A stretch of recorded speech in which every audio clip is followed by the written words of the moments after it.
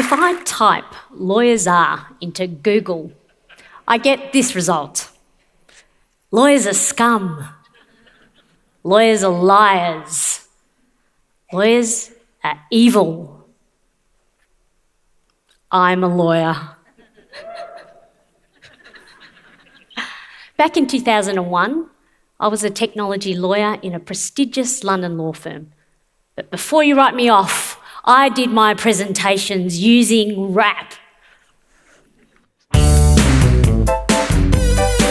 Can't sue this.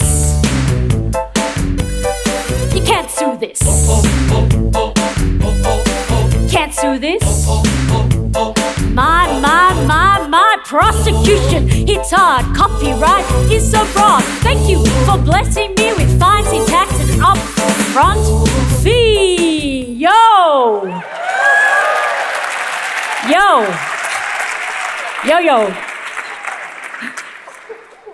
Then I realised there's a really small market for rapping lawyers.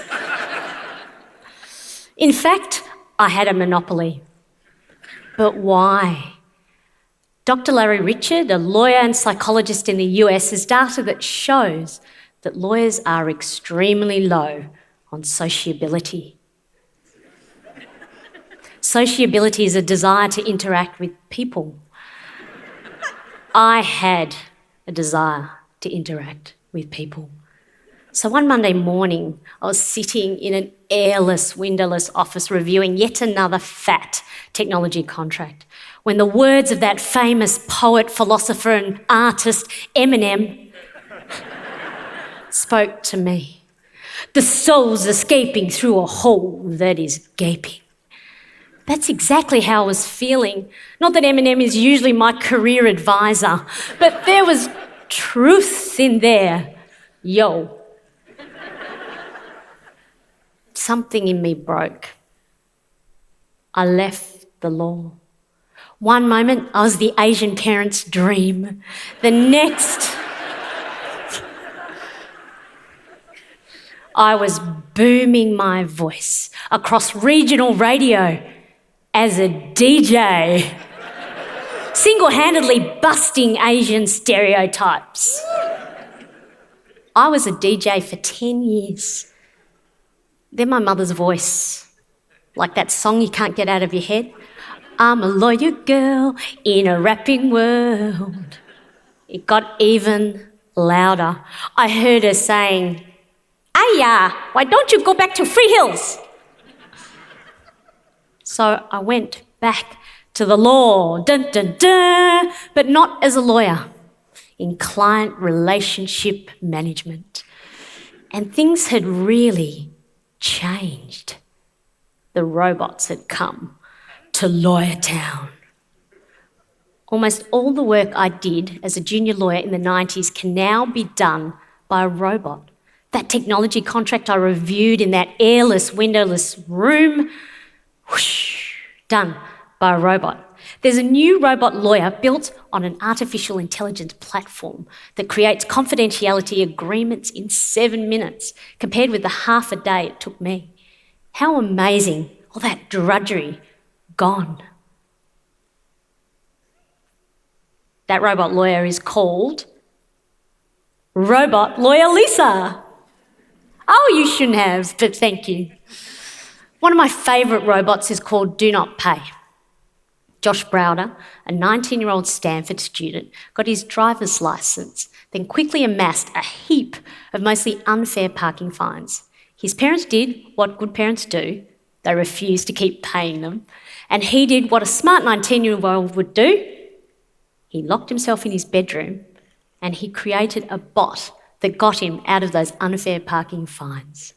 He now offers it as a free service, and so far it has saved over $4 million US. This is disruption, and it's happening in other professions. Medicine, engineering, education, pretty much any job that is logical. Maybe there'll be a robot Dr. Lisa. Oh, my parents would be so proud, both a lawyer and a doctor. Within the next 2 years, one of our largest institutions will appoint an AI machine as a board member, feed it huge amounts of data, and ask for its opinion. And if an AI machine can be a board member, is anyone safe? What is left for us? What is it that humans can uniquely do? Sandy is a 40-year-old mother of two who wakes up every morning at 5 to over 300 unread emails. She ploughs through them whilst getting ready, and by the time she gets to work, there's a conga line of people waiting to meet with her. In between, she churns out urgent contracts. She's a corporate lawyer overwhelmed with busyness. Describing this, Sandy started to cry. She wasn't alone. Despite this all too common despair, nothing was changing yet. So I co-founded a team called Reimagine Legal, designed to help professionals like Sandy. She was shown how to automate basic contracts to get rid of the drudgery. Was she excited? No, she hated it. Where we saw AI as a gift, she only saw it as a threat. Most of us are frightened by change. Lawyers are terrified. That's because lawyers are trained to review all of the data and to ask, what is the worst that can happen? What are all the things that can go wrong? That's the job of a lawyer. They often come across as more logical, less emotional, more in their heads, less in their hearts. In other words, somewhat robotic. Then along comes a machine that does robot better than a lawyer can ever do, and the world becomes a dangerous place for lawyers. Lawyers can't stand still in the face of this. None of us can. We have to respond. How are we going to respond? Rather than compete head-to-head in a race we can't win, we can't out-robot the robot. Instead, we need to double down on being more human. What is it that a robot cannot yet express that only we can as humans? Imagine you walk into a lush green oasis with cushion-lined couches. Your favourite coffee is waiting for you. You smell the calming scent of lavender with a hint of lemongrass. You're warmly greeted by name, given a huge hug. Where are you? You are in court.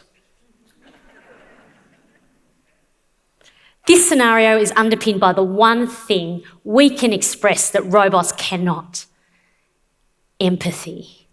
The way to double down on being human is through an empathy revolution. Empathy is going to be the most important skill in the 21st century. When I moved from being a DJ to an ABC breakfast presenter, I revelled in the intimate conversations I had with my guests. I shared moments of laughter with tuna fishermen, politicians and chefs. Later, I went to Stanford D School to study human-centred design. I learned it always starts with the human. It always starts with empathy. You'd be surprised how much is not designed with empathy and people in mind. You know those 100-page, unreadable terms and conditions in teeny tiny writing that you're forced to accept with any product? They are not designed with empathy and you in mind. But things are changing. There is hope. Even lawyers have started this journey. They're doubling down on being human. They've started to use an approach called empathy interviewing. They're asking their customers, hey, how do you feel when you receive a contract like this? Some client responses are not repeatable. So let's go back to Sandy. Sandy's in the middle of an empathy revolution. For the first time, she employs empathy interviewing. She said, "It's like I met someone new today. Dave really opened up. I never realised these things were so important to him." Dave and Sandy had been sharing an office for 10 years. It's because the robots have freed up our time that we can do this human-centric work. The challenge of AI forces us to rediscover and value what is truly human in our work. And that is AI's gift.